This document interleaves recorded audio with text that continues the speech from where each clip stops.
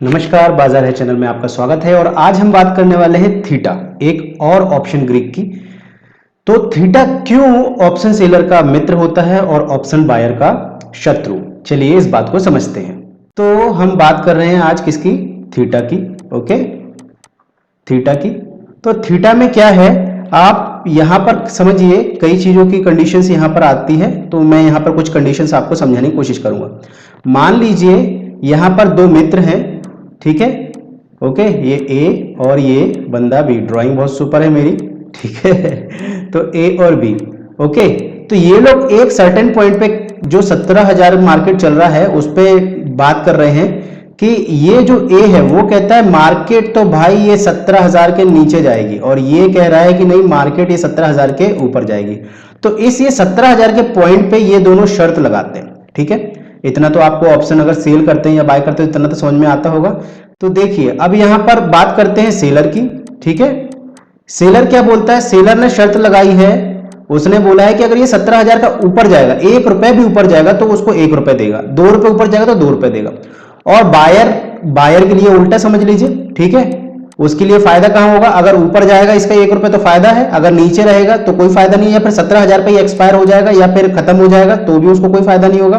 तो ये बायर का व्यू हो गया, ये सेलर का व्यू हो गया।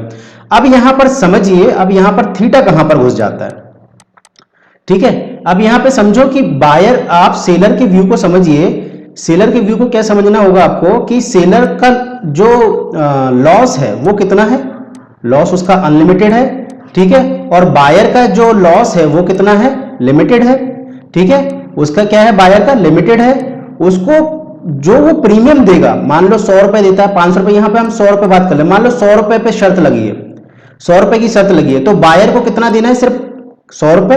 लेकिन जो सेलर है, ठीक है, जो सेलर है उसको कितना देना है? ये 100, उसका तुमने तो बोला कि 17,000 के जितने ऊपर जाए, 17,000 के जितने ऊपर जाए, मान लो 100 पॉइंट ऊपर चला गया तो 100 रुपए देना है, 200 पॉइंट चला गया 200, 1000 पॉइंट चला गया तो 1000, 10,000 चला गया तो 10,000, तो उसका जो लॉस है वो अनलिमिटेड हो गया। तो यहां पर कोई ना कोई तो ऐसा पेंच डालना पड़ेगा ना कि सेलर जीते। तो इसीलिए यहां पर थीटा का काम आता है, ठीक है। अब हम यहां बात करते हैं कि थीटा काम कैसे करता है, ठीक है। चलिए, यहां मैंने बताया था ए और बी ने शर्त लगाई है 17,000 की स्ट्राइक प्राइस पे, ओके। मान लो मार्केट चल रहा है 16,800 पे। यहां पर दो पॉइंट होते हैं, 1 और 2। पहला पॉइंट क्या है कि मार्केट कहीं नहीं जा रहा, ठीक है। मार्केट कहीं नहीं जा रहा, यहीं की यहीं बैठा हुआ है, 16,800 के आसपास कहीं घूम रहा है, थोड़ी छोटी सी रेंज में। तो इस कंडीशन में क्या होगा कि जो इन्होंने 100 रुपए, मैंने बताया था ना कि उसका प्रीमियम, एलटीपी प्रीमियम या प्राइस 100 रुपए समझ लीजिए, ठीक है। वो अब क्या है, जैसे जो लॉट होगा ना, लॉट का टोटल, अभी तो निफ्टी का लॉट 50 का चल रहा है, इनटू समझ लीजिए, जो भी कैलकुलेशन करना है आप कर लीजिए, उस हिसाब से कैलकुलेट करके उसका प्रीमियम 100 रुपए आया है, ठीक है। ये समझ में आ गया। तो 100 रुपए की शर्त लगी है, 100 रुपए में से अब ये समझिए कि 100 रुपए में से इसका थीटा 10 है।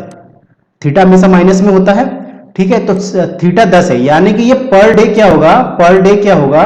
इसमें से 10 रुपए माइनस होगा, ठीक है। जैसे पहले दिन इसमें से 10 रुपए माइनस हो जाएगा, अगले दिन फिर इसमें से 10 रुपए माइनस हो जाएगा, अगले दिन फिर इसमें से 10 रुपए माइनस हो जाएगा। तो इस तरीके से ये थीटा पर डे इसमें से डिके होता रहेगा, इसी को थीटा डिके बोलते हैं। अब ये क्यों बनाया गया ये आप समझिए। ये इसलिए बनाया गया कि कई लोग क्या है, जो कुछ लोग ये सोचते हैं कि चलो यार, मेरे को जरूरी नहीं है कि मैं लंबे टाइम के लिए लूं, मतलब 1 महीने के लिए होल्ड करूं, दो दिन के लिए भी तो होल्ड कर सकता हूं। ऐसे भी तो कोई सही सेलर रहते हैं ना, जो 1 दिन के लिए होल्ड करना चाहते हैं, 2 दिन के लिए होल्ड करना चाहते हैं, 4 दिन के लिए होल्ड करना चाहते हैं, ठीक है। तो उनके लिए ये बनाया गया है कि स्पेशली कि मान लो उसको, किसी को 1 ही दिन होल्ड करना है तो उसको 90 रुपए, वो 10 रुपए का प्रॉफिट लेके निकल जाएगा 90 रुपए में। किसी को 2 दिन होल्ड करना है तो वो 2 दिन होल्ड करके 80 रुपए का प्रॉफिट ले, वो अपना 20 रुपए का प्रॉफिट, ये वाला प्रॉफिट हो गया ना उसका, सेलर के विषय में बता रहा हूँ, 20 रुपए का प्रॉफिट लेके निकल जाएगा।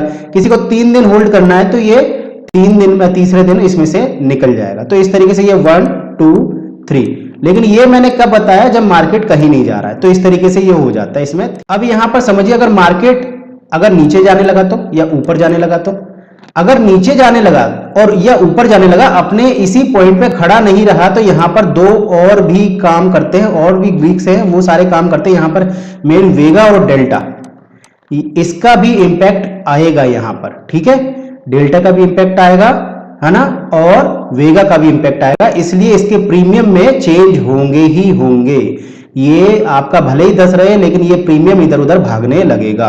जब आप ऑप्शन सेलिंग या ऑप्शन बाइंग करेंगे तब आपको समझ में आएगा, कंफ्यूजन ना बने, इसलिए मैं आपको सिंपल सा अभी थीटा के विषय में ही समझाने की कोशिश कर रहा हूं। ठीक है, तो ये आप समझ गए पहली कंडीशन। अगर मार्केट कहीं नहीं जाता तो आपको वहां पर जो निश्चित है वो 10 रुपए का आपको क्या होगा, पर डे प्रॉफिट होगा ही होगा। ये 10 रुपए पर डे आपको प्रॉफिट होता तो रहेगा ही रहेगा। अगर मार्केट ऊपर या नीचे जाने लगा तो इसमें सिर्फ आपका जो थीटा है वो अकेला नहीं जुड़ेगा, या अकेला माइनस नहीं है, उसके साथ जो अन्य ग्रीक्स है और भी जो ग्रीक्स हैं वो भी इसमें प्लस माइनस होंगे। उस तरीके से आपकी जो एलटीपी है वो डिसाइड होगी, इतना आपको समझना पड़ेगा अगर मार्केट अपवर्ड या डाउनवर्ड मूवमेंट करता है तो ये थी बात कि आपका ऑप्शन मतलब इसका जो एलटीपी वो कैसे डिसाइड होगा। अगर एक ही जगह खड़ा रहा तो आपको ये निश्चित है कि इतना आपका जो डिके है वो आपको मिलेगा ही मिलेगा, लेकिन अगर वो अप या डाउन करता है तो अदर ऑप्शन ग्रीक है वो भी उस पर इंपैक्ट छोड़ते ही छोड़ते हैं। ठीक है, ये मैंने आपको पूरा बता दिया। चलो अब इसका थोड़ा सा चार्ट बना के देखते हैं, इसका चार्ट कैसे बनता है। चलो अब इसका चार्ट बना के देखते हैं, इसका चार्ट कैसे बनता है। देखो, जब ऑप्शन की एक्सपायरी दूर होती है तो ये थीटा थोड़ा धीमे डिके होता है, और जब ऑप्शन की एक्सपायरी पास होती है तब तेजी से डिके होना चालू होता है। ये आप समझ लीजिए कि जैसे जैसे एक्सपायरी पास होती जाएगी वैसे वैसे ये तेज होता जाएगा, क्या, थीटा डिके, क्योंकि समय कम रह गया है, समय कम रह गया है एक्सपायरी में, इसलिए तेजी से डिके होगा। ठीक है, और यहां पर समय ज्यादा है इसलिए धीमे धीमे डिके होगा। इसलिए ये बोलते हैं यहां पर कि जो थीटा होता है वो किसका फ्रेंड होता है, थीटा किसका फ्रेंड हो गया, सेलर का, क्योंकि पर डे जो डिके हो रहा है वो किसको मिल रहा है, सेलर को। तो सेलर का जो थीटा आता है वो प्लस में आता है, और बायर को क्या हो रहा है, बायर के ये पॉकेट से निकल रहा है, इसलिए बायर के लिए थीटा हमेशा माइनस में काउंट किया जाता है। ठीक है, चलिए और आपको एक बात और बता दूं कि जब ऑप्शन की एक्सपायरी होती है, एक्सपायरी जब होती है तो थीटा कहीं कहीं आपको देखने को मिलेगा कि जो उसका प्रीमियम है, प्रीमियम से ज्यादा थीटा होगा। आप कहोगे ऐसे कैसे, वो भी मैं आपको बता दूंगा। चलिए ठीक है, चलिए मैं सेंसिबल पे आपको लेके चलता हूं, वहां से दिखाने की कोशिश करता हूं। देखिए हम आ गए सेंसिबल पे। जैसे मैं बोल रहा था कि जब एक्सपायरी पास होती है, जैसे आज है 13 तारीख ही आज, ठीक है 13 अप्रैल, और ये 13 तारीख की एक्सपायरी भी है। तो 13 तारीख की एक्सपायरी मैंने जैसे बोला कि थीटा इतना तेज हो जाता है कि जो उसका प्रीमियम होता है उससे फास्ट दिखने लगता है। ठीक है, ये थीटा दिखा रहा है यहाँ पर, आप देख रहे हैं। ठीक है, तो चलिए अभी कितना निफ्टी चल रहा है, 17,530, लगभग 17,500 मान लो, 17,550 मान लो। ठीक है, तो इसका 17,500 का थीटा देखिए, 17,500 का थीटा 30 है। ठीक है, 550 का 29 है।